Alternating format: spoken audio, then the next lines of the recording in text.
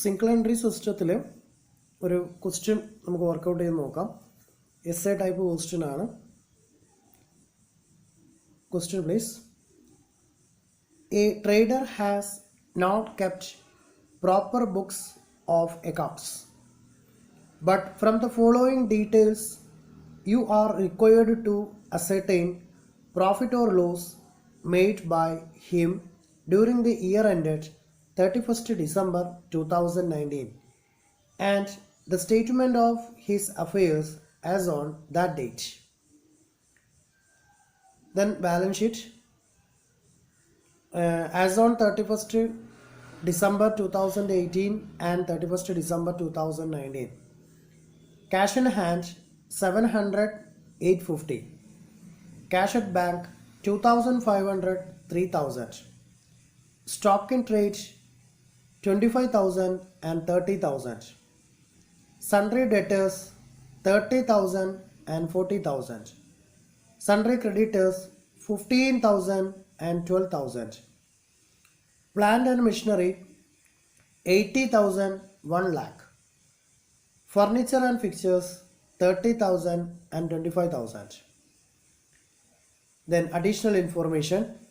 During the year, the trader has withdrawn rupees 2,000 per month to meet his family obligations.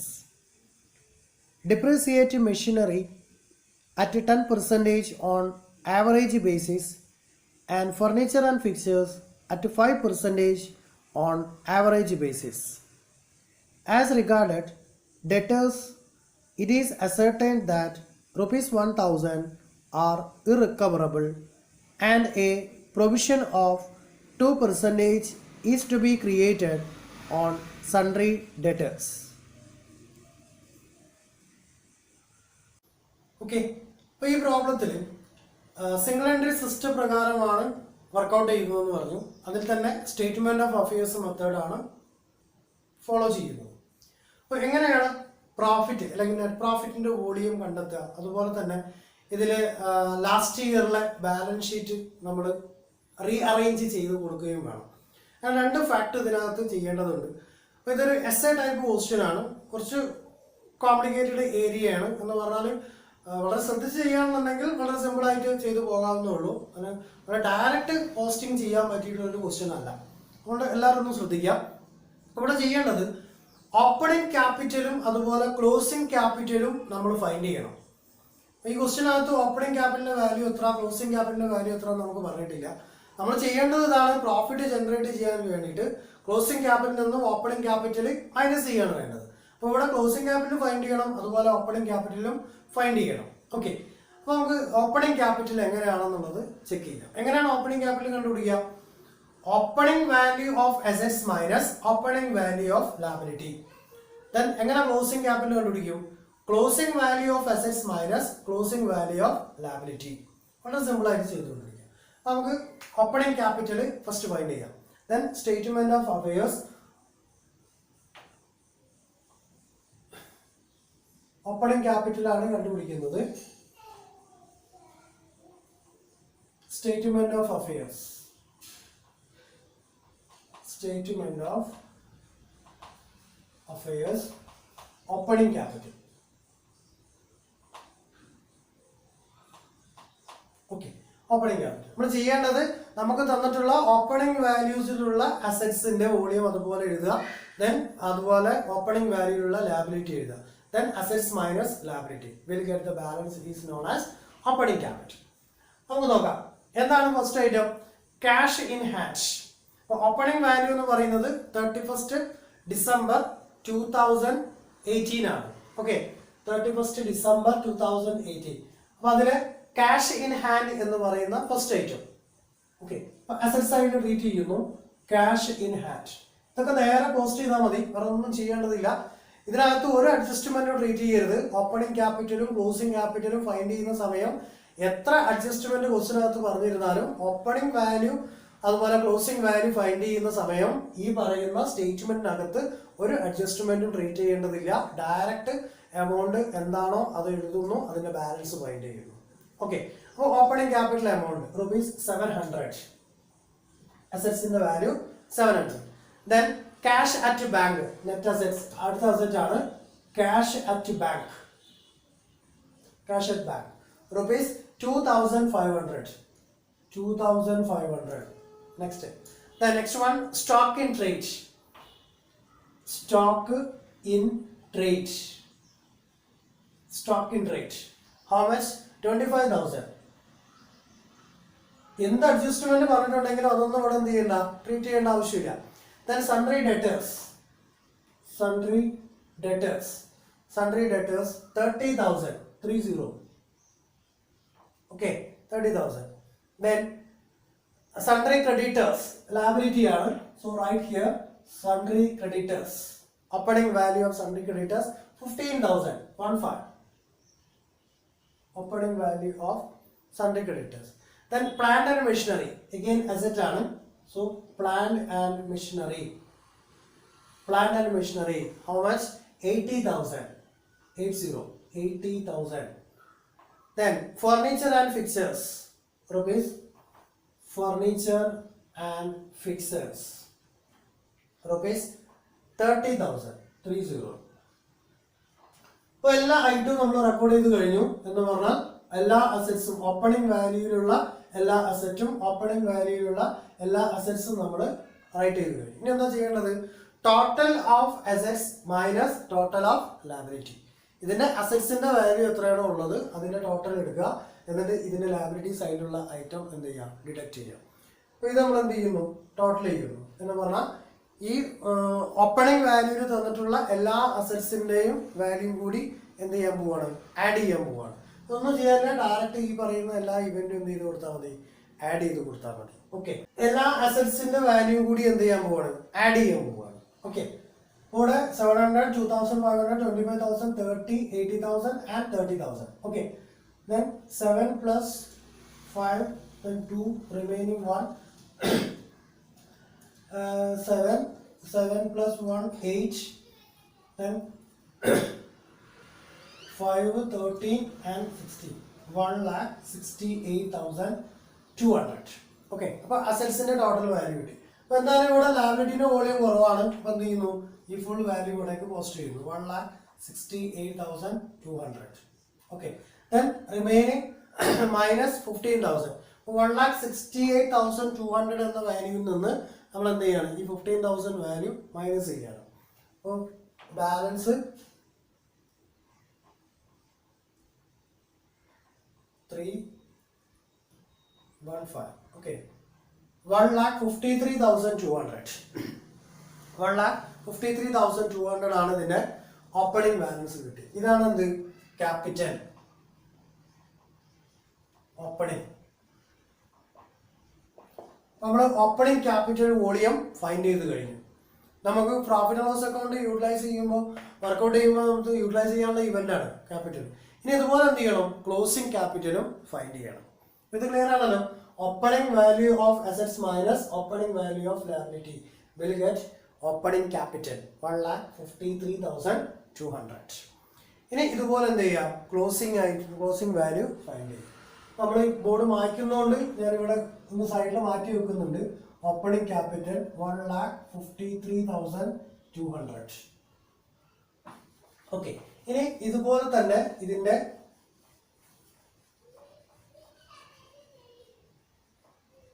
Closing value find ചെയ്യണം. Okay, closing value find ചെയ്യാൻ പോവാണേ. അപ്പോൾ ഇതിലൊക്കെ items ഒക്കെ same matter ആയതുകൊണ്ടാണ് item cut ചെയ്യാൻ പോയത്. നോക്കാം. Cash in hand 850 closing. അപ്പോൾ ഇവിടെ എന്തായിരിക്കും? ഓപ്പണിംഗ് ക്യാപിറ്റൽ എന്നുള്ളത് കട്ട് ചെയ്യുക, എന്നിട്ട് ക്ലോസിംഗ് ക്യാപിറ്റൽ ക്ലോസിംഗ് 850 ആണ് cash in hand. Then cash at bank 3,000. Cash at bank 3,000. Stock in trade 30,000. Stock in trade 30,000. Okay. Sundry debtors 40,000. Sundry debtors 40,000. Plant and machinery. Our sundry creditors ഉണ്ട് 12,000. Sundry creditors 12,000. Then plant and machinery 1 lakh. plant and machinery 1 lakh. Then furniture and fixtures 25,000. Furniture and fixtures 25,000. Okay, ഇത്രേ item ഉള്ളൂ. അപ്പോൾ ഈ item എന്ത് ചെയ്യുക, total ചെയ്യുക. ഇത് closing capital find ചെയ്യാൻ വേണ്ടിയിട്ടാണ് നമ്മളത് ഫൈൻഡ്. അപ്പോൾ ഇനി എന്ത് ചെയ്യണം, ഈ പറയുന്ന മുഴുവൻ അസറ്റും എന്ത് ചെയ്യുന്നു, ആഡ് ചെയ്യുന്നു. അതുപോലെ ഈ പറയുന്ന 12,000 സൺഡേ ക്രെഡിറ്റേഴ്സ് ലയബിലിറ്റി ഇതിൽ നിന്നും മൈനസ് ചെയ്യുന്നു. ഓക്കെ, നോക്കാം.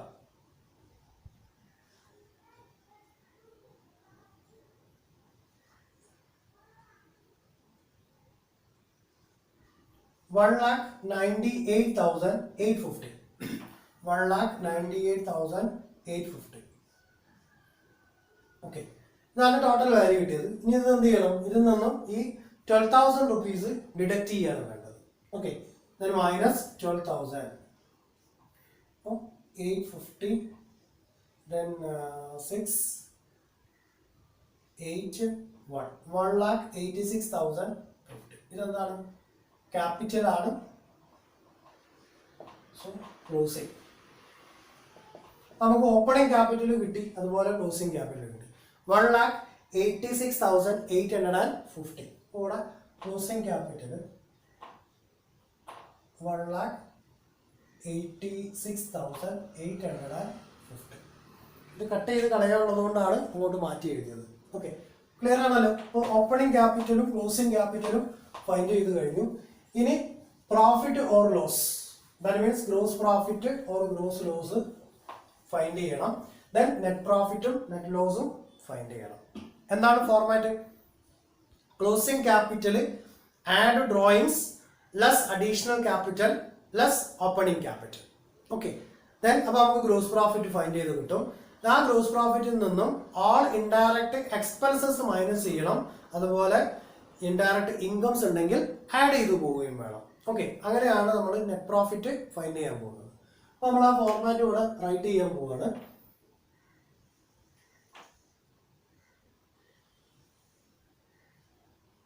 നേരത്തെ പറഞ്ഞത് 2 കോളം പ്രൊവൈഡ് ചെയ്യുക, ഒരു ഇന്നർ കോളം ഒരു ഔട്ടർ കോളം. ഹെഡിങ് കൊടുക്കുക, statement of profit or loss for the year ended, closing period 31st December 2019. Okay, start ചെയ്യേണ്ടത് ക്ലോസിംഗ് ക്യാപിറ്റലിലൂടെയാണ്. സോ ക്ലോസിംഗ് ക്യാപിറ്റൽ എത്ര ക്ലോസിംഗ് ക്യാപിറ്റൽ എമൗണ്ട് നമ്മൾ ഫൈൻഡ് ചെയ്തിട്ടുണ്ട്. 1,86,850 ക്ലോസിംഗ് ക്യാപിറ്റൽ.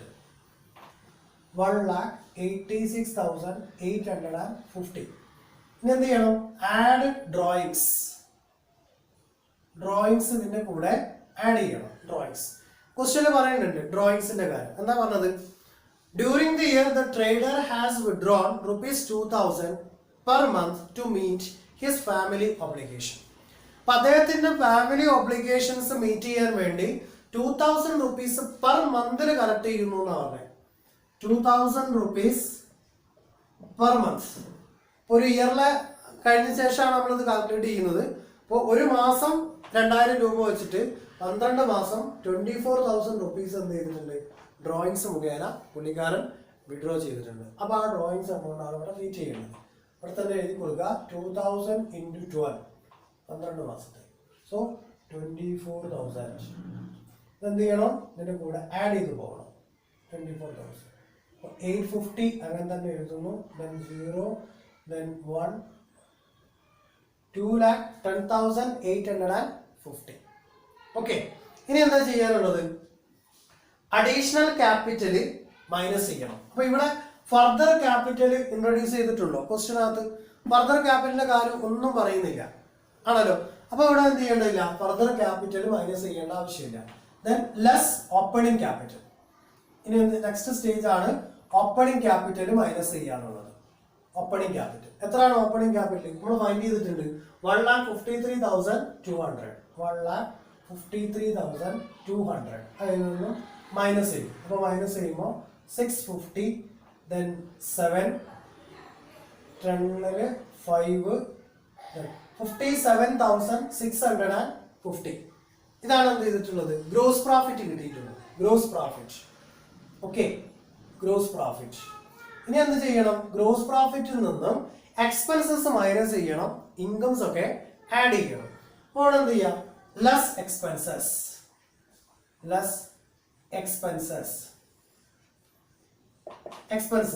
ഇനി എന്തെല്ലാമാണ് expenses? First one, depreciate plant and machinery at 10% on average basis, and furniture and fixtures 5% on average basis. അപ്പോൾ ഒന്നാമത്തെ item ഏതാണ്, ഡിപ്രീസിയേഷൻ ആണ്. ഓക്കെ, ഫസ്റ്റ് എക്സ്പെൻസ് ഡിപ്രീസിയേഷൻ ആണ്. രണ്ടാമത്തെ പാർട്ട് എന്താ പറയുന്നത്, as regard debtors it is ascertained that ₹1000 are irrecoverable. Irrecoverable എന്ന് പറഞ്ഞാൽ എന്താണ്, ബാഡ് ഡെറ്റ്സ്. അപ്പോൾ രണ്ടാമത്തെ പാർട്ട് ബാഡ് ഡെറ്റ്സ് ആണ്, bad debts. And a provision of 2% is to be created on sundry debtors.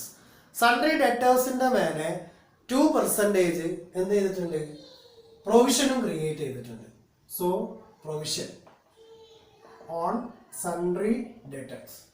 ഈ 3 ഐറ്റമാണ് എക്സ്പെൻസസ് ആയിട്ടുള്ളത്. ഏതൊക്കെയാണ്? ഒന്ന് ഡിപ്രീസിയേഷന്, രണ്ടാമത്തത് bad debts, 3 provision on sundry debtors. അപ്പോൾ സൺട്രി ഡെറ്റേഴ്സിന്റെ മേലെ പ്രൊവിഷൻ ക്രിയേറ്റ് ചെയ്തിട്ടുണ്ട്, അതുപോലെ ബാഡ് ഡെറ്റ്സ് ഉണ്ട്, ദെൻ ഡിപ്രീസിയേഷൻ ഉണ്ട്. ഇത് എന്ത് ചെയ്യണം, ഈ ഫാക്ട് ഇതിന്റെ മേലെ ആഡ് ചെയ്ത് പോകണം. അപ്പോൾ അത് ഡിഡക്ട് ചെയ്ത് പോകാനുള്ള. ഇനി ഇത് ഫൈൻഡ് ചെയ്യണം.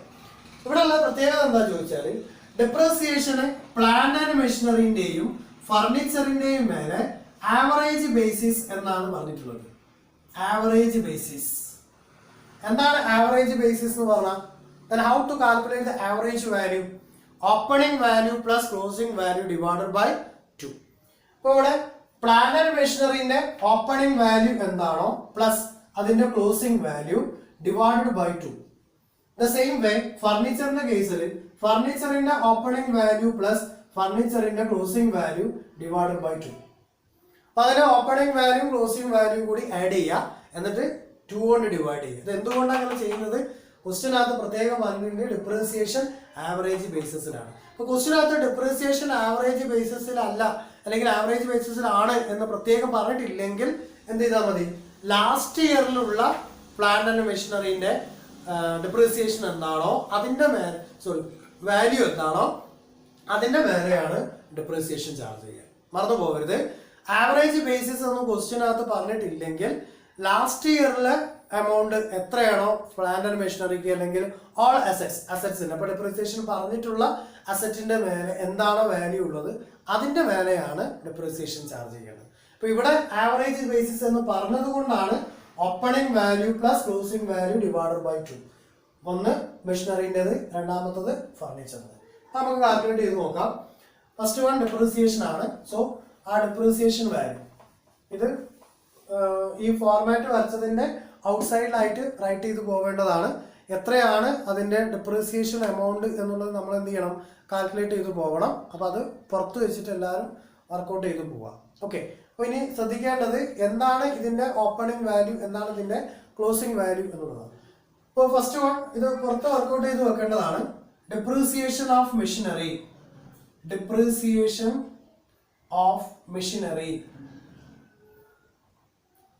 മെഷീനറിന്റെ ഡിപ്രീസിയേഷൻ വാല്യൂ എന്താണ്? മെഷീനറിന്റെ പ്ലാന്റ് ആൻഡ് മെഷീനറിന്റെ opening value 80,000, closing value 1 lakh. Okay, so 80,000 plus 1 lakh divided by 2. So 1,80,000 divided by 2 is equal to 90,000. 90,000. ഇനി എന്ത് ചെയ്യണം? 90,000 ഇൻറ്റു എത്ര പെർസെൻറ്റേജ് ആണ് ഡിപ്രീസിയേഷൻ ചാർജ് ചെയ്യാൻ പറഞ്ഞത്? 10% ആണ്. Divided by 100. സോ 9,000. 9,000 ആണ് ഡിപ്രീസിയേഷൻ വാല്യൂ. ഡിപ്രീസിയേഷൻ വാല്യൂ എത്രയാണ്? 9,000. അതെന്ത് ചെയ്യണം? ഈ ഡിപ്രീസിയേഷനിൽ ട്രീറ്റ് ചെയ്ത് പോകണം. ഇനി ഇതുപോലെ ഫർണിച്ചർ ആൻഡ് ഫിക്ചേഴ്സ്. ഫർണിച്ചറിന്റെ കേസിൽ അതിന്റെ opening value closing value. Opening value എത്ര 30,000. Then closing value 25,000. So 30,000 plus 25,000 divided by 2. So 55,000 divided by 2 is equal to 27,500. 27,500 ആണ്. ഇനി എന്ത് ചെയ്യണം? 2% ആണ്, അത് 5% ആണ് depreciation ചാർജ് ചെയ്യാൻ പറഞ്ഞത്. So 27,500 into 5 by 100. 5 by 100. Okay. Then 5. 7 into 5, 35 into 37. Remaining 3. Then 5 into 2, 10. Then plus 3, 30. 1,375. Okay. So machinery in depreciation value 9,000. Furniture and fixtures depreciation value 1,375 ആണ്. അപ്പോൾ ഡിപ്രീസിയേഷൻ മാത്രമേ കിട്ടിയിട്ടുള്ളൂ. ഇനി എന്തുണ്ട്? ബാഡ് ഡെറ്റ്സ് ഉണ്ട്. ബാഡ് ഡെറ്റ്സ് നമുക്ക് തന്നിട്ടുണ്ട് എത്ര? 1,000 rupees ആണ്.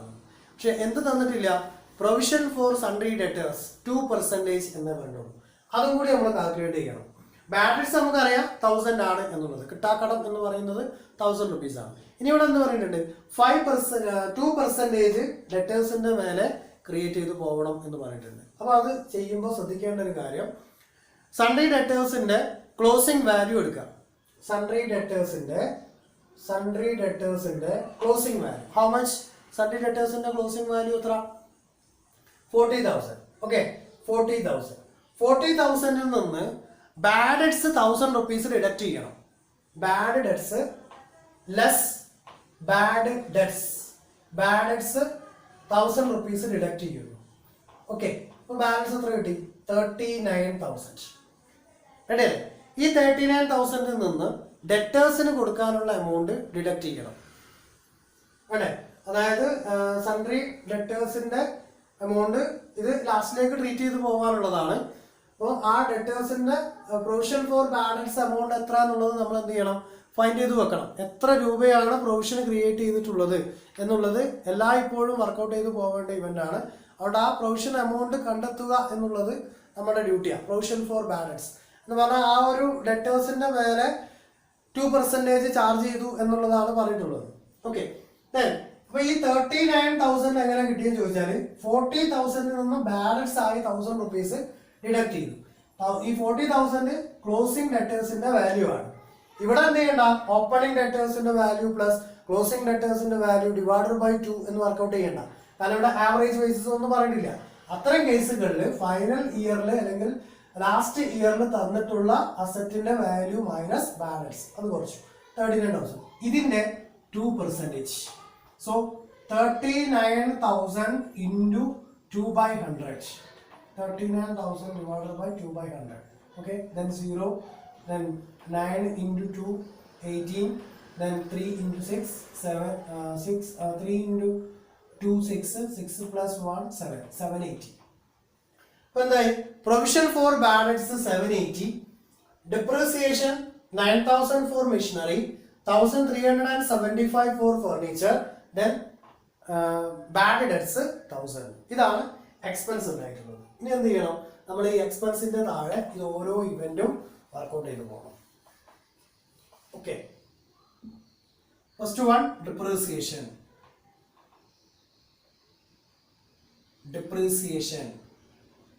നമുക്കറിയാം മെഷീനറിന്റെ ഡിപ്രീസിയേഷൻ വാല്യൂ എത്ര? 9,000. ഓക്കെ, ദെൻ ഫർണിച്ചറിന്റെ depreciation 1,375. Then bad debts 1,000 rupees. Then provision for bad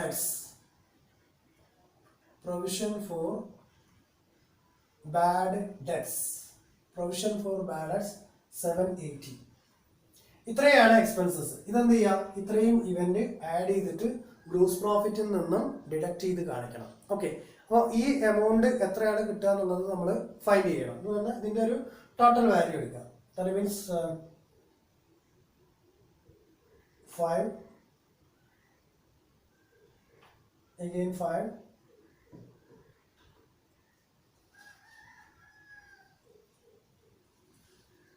12,155 12,155 രൂപയാണ് എന്നുള്ളത് ടോട്ടൽ എക്സ്പെൻസസ്. ഈ എക്സ്പെൻസസ് ഇതിൽ നിന്നും ഗ്രോസ് പ്രോഫിറ്റിൽ നിന്നും മൈനസ് ചെയ്യണം.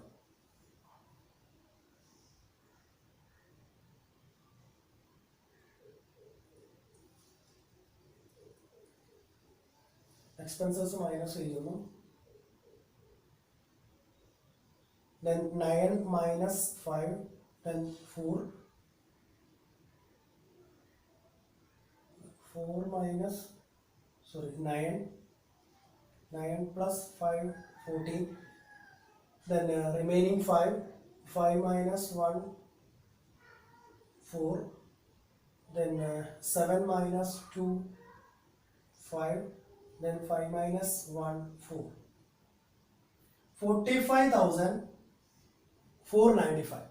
45,495 ആണ് നെറ്റ് പ്രോഫിറ്റ്. ഓക്കെ, അപ്പൊ ഇനി റിവൈസ്ഡ് ബാലൻസ് ഷീറ്റ് പ്രിപ്പയർ ചെയ്യണം. ഫൈനൽ ഇയേഴ്സിന്റെ റിവൈസ്ഡ് ബാലൻസ് ഷീറ്റ് നമ്മൾ എന്ത് ചെയ്യാണ്, പ്രിപ്പയർ ചെയ്യാൻ പോവാണ്. അപ്പൊ ഈ റിവൈസ്ഡ് ബാലൻസ് ഷീറ്റ് പ്രിപ്പയർ ചെയ്യുമ്പോൾ നമുക്ക് എന്തൊക്കെ ആവശ്യമുണ്ട്? നെറ്റ് പ്രോഫിറ്റ് ആവശ്യമുണ്ട്, അതുപോലെ ഈ പറയുന്ന ഡെപ്രീസിയേഷൻ എമൗണ്ട് ഒക്കെ ആവശ്യമുണ്ട്. അപ്പൊ നമ്മളിവിടെ സൈഡിലേക്ക് മാറ്റി എഴുതുകയാണ്. ഇത് കട്ട് ചെയ്ത് കളയുന്നതുകൊണ്ടാണ് ഈ ടേബിൾ തന്നെ നമ്മൾ കട്ട് ചെയ്ത് കളയും.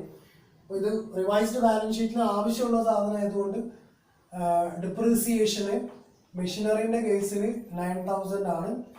ദെൻ ഫർണിച്ചറിന്റെ കേസിൽ 1,375 ആണ്. ദെൻ ബാഡ് ഡെറ്റ്സ് 1,000 ആണ്. പ്രൊവിഷൻ ഫോർ ബാഡ് ഡെറ്റ്സ് എന്ന് പറയുന്നത് 780 ആണ്.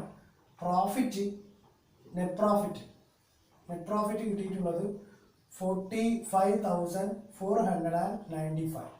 ഇത്രയും സാധനം നമുക്ക് ആവശ്യമുള്ളതാണ്. ബാക്കി ഓപ്പണിങ്ങും ക്ലോസിങ്ങും നമ്മളവിടെ നേരത്തെ എഴുതി വെച്ചിട്ടുണ്ട്. ഓക്കെ, ഇനി നമ്മൾ റിവൈസ്ഡ് ബാലൻസ് ഷീറ്റ് പ്രിപ്പയർ ചെയ്യുന്നു. റിവൈസ്ഡ് ബാലൻസ് ഷീറ്റ് ഇപ്പൊ ലാസ്റ്റ് ഇയറിന്റെ ബാലൻസ് ഷീറ്റ് ആണ് നമ്മൾ റിവൈസ് ചെയ്യാൻ പോകുന്നത്. അപ്പൊ അത് റിവൈസ് ചെയ്താൽ എമൗണ്ട് ടാലി ആയിട്ട് കിട്ടണം. ഓക്കെ, അപ്പൊ റിവൈസ്ഡ് ബാലൻസ് ഷീറ്റ് പ്രിപ്പയർ ചെയ്യുന്നു.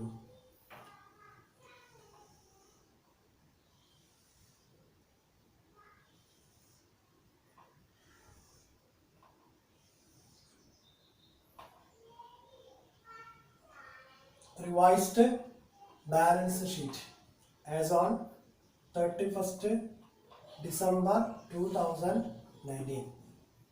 ഓക്കെ, അപ്പോൾ അതുപോലെ തന്നെ എല്ലാ അസറ്റുകളും അതുപോലെ എല്ലാ ലയബിലിറ്റീസും ഇതിൽ റൈറ്റ് ചെയ്ത് പോകണം. ഫൈനൽ ഇയറിലുള്ള എമൗണ്ട് ആണ് എടുക്കേണ്ടത്. ഓപ്പണിംഗ് വാല്യൂ അല്ല എടുക്കുക, ക്ലോസിംഗ് വാല്യൂസ് മാത്രമാണ് ട്രീറ്റ് ചെയ്ത് പോകുക. Okay, then assets,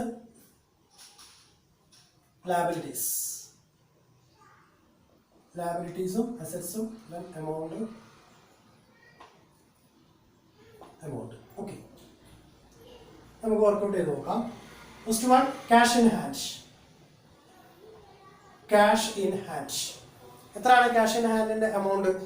850. ഇതിനകത്ത് അഡ്ജസ്റ്റ്മെന്റ് ഒന്നുമില്ല. അപ്പോൾ ഡയറക്റ്റ് എന്ത് ചെയ്യാം? 850. Cash in hand 850. Cash at bank how much? Cash at ബാങ്കിന്റെ എമൗണ്ട് 3,000. ഒരു ചേഞ്ചസും ഇല്ല. അതുകൊണ്ട് 3,000 റുപ്പീസ് അതുപോലെ തന്നെ റൈറ്റ് ചെയ്തു. ദെൻ സ്റ്റോക്ക് ഇൻ ട്രേഡിന് എന്തെങ്കിലും മാറ്റമുണ്ടോ? ഒരു മാറ്റമില്ല. Stock in trade 30,000. Stock in trade 30,000. Then next sundry ഡെറ്റേഴ്സിൽ അഡ്ജസ്റ്റ്മെന്റ് ചെയ്യാനുണ്ട്. സോ സൺട്രി ഡെറ്റേഴ്സ് നമ്മളിവിടെ ചെയ്ത് വെച്ചതാണ്. സൺട്രി ഡെറ്റേഴ്സ് എമൗണ്ട് എത്ര? 40,000 ആണ്. അതിൽ നിന്നും എന്ത് ചെയ്യണം? ലെസ് ബാഡ് ഡെറ്റ്സ് നമ്മൾ പുറത്ത് വർക്കൗട്ട് ചെയ്ത സാധനമാണ്. ബാഡ് ഡെറ്റ്സ് മൈനസ് ചെയ്തു. ബാക്കി നമുക്ക് എത്ര കിട്ടി? 39,000 കിട്ടി. Then again less provision for bad debts. ഇതിന്റെ 2%. ഇതിന് 2% എന്ന് പറയുമ്പോൾ നമുക്ക് കിട്ടിയത് 780 ആണല്ലോ. പ്രൊവിഷൻ ഫോർ ബാഡ് ഡെറ്റ് 780 ആണ് കിട്ടിയത്. അപ്പൊ ആ 780 എന്ത് ചെയ്യണം? ഇതിൽ നിന്നും ഡിഡക്ട് ചെയ്യണം. എന്നിട്ട് ബാലൻസ് എമൗണ്ട് റൈറ്റ് ചെയ്യുന്നു. So 0, 2, again 2, 8 and 3. 38,220. സൺഡേ ഡേറ്റേഴ്സിന്റെ കാര്യം ഓവറായി. ഇനി എന്താ പറഞ്ഞത്, പ്ലാന്റ് ആൻഡ് മെഷീനറിയും ഫർണിച്ചർ ആൻഡ് പിക്ചേഴ്സും, അങ്ങനെയുള്ള രണ്ട് അസറ്റും കൂടി ഇനി വർക്കൗട്ട് ചെയ്യാനുള്ളൂ. സോ നമുക്ക് എഴുതുന്നു plant and machinery. Plant and machinery എന്താ? പ്ലാന്റ് ആൻഡ് മെഷീനറിന്റെ 5 ഇയേഴ്സിന്റെ വാല്യൂ എത്ര? 1 lakh. ഓക്കെ, എത്രയാണ് ഡെപ്രിസിയേഷൻ പ്ലാന്റ് ആൻഡ് മെഷീനറിന്? 9,000 ആണല്ലോ. So 91,000, balance amount 91,000 plus 9,000, 1 lakh. Plant and machinery. Then furniture and fixtures. ഫർണിച്ചറിന്റെ വാല്യൂ എത്ര ലാസ്റ്റ് ഇയറിൽ തന്നിട്ടുള്ളത്? 25,000 ആണ്. അപ്പോൾ 25,000 ഇത്ര ഫർണിച്ചറിന്റെ ഫിക്ചേഴ്സിന്റെ ഡിപ്രീസിയേഷൻ 1,375 അതിൽ നിന്നും ഡിഡക്ട് ചെയ്യുന്നു. So 5 then 9 2 9 6 4 3 then 2 23,625 23,625. ഇനി ഇവിടെ ലാബിലിറ്റി സൈഡിലേക്ക് വരുമ്പോൾ എന്ത് വരും? ക്യാപിറ്റലിന്റെ കൂടെ, അതായത് ഓപ്പണിംഗ് ക്യാപിറ്റലാണ് ഇവിടെ റൈറ്റ് ചെയ്യേണ്ടത്. അതായത് നമ്മൾ ഫൈനൽ ഇയറിന്റെ ബാലൻസ് ഷീറ്റ് റിവൈസ് ചെയ്യാണ്. അപ്പോൾ opening capital add profit less drawings. അപ്പോൾ ക്യാപിറ്റലിൽ നിന്ന് ഡ്രോയിങ്സ് ലെസ് ചെയ്യുക, അതുപോലെ പ്രോഫിറ്റിന്റെ വോളിയം ആഡ് ചെയ്യുക. സൺഡേ ക്രെഡിറ്റേഴ്സ് അതുപോലെ തന്നെ റൈറ്റ് ചെയ്ത് പോവുക. ഓക്കെ, സോ ക്യാപിറ്റൽ എമൗണ്ട് എത്ര? ഓപ്പണിംഗ് ക്യാപിറ്റൽ എമൗണ്ട് നമുക്ക് കിട്ടിയിട്ടുള്ളത് 1,53,200. ദെൻ ലെസ് ഡ്രോയിങ്സ്, അതിൽ നിന്നും ഡ്രോയിങ്സ് എമൗണ്ട് എന്ത് ചെയ്യുക? മൈനസ് ചെയ്യുക. ഡ്രോയിങ്സ് എമൗണ്ട് എത്ര? 24,000 അല്ലേ? നമ്മൾ റൈറ്റ് ചെയ്യാൻ മറന്നുപോയി. ഡ്രോയിങ്സ് 2,000 into 12 അല്ലെങ്കിൽ 24,000. ഈ 24,000 ഡ്രോയിങ്സിൽ നിന്നും ലെസ് ചെയ്യണം. ലെസ് ചെയ്യുമ്പോൾ 9 then 4 to 1 lakh. 1,29,200 കിട്ടും. Then add profit. How much profit? 45,495. 45,495. ഇതിന്റെ കൂടെ ആഡ് ചെയ്യാം. അപ്പോൾ എന്ത്? 695 then 9 plus 5 then 4 6 7 then 1,74,695. Okay, then sundry creditors. How much the sundry creditors amount? 12,000.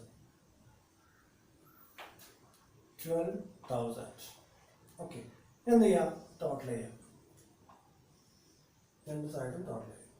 അപ്പോൾ 695 then again 6 then 8 1 1,86,695. 1,86,695.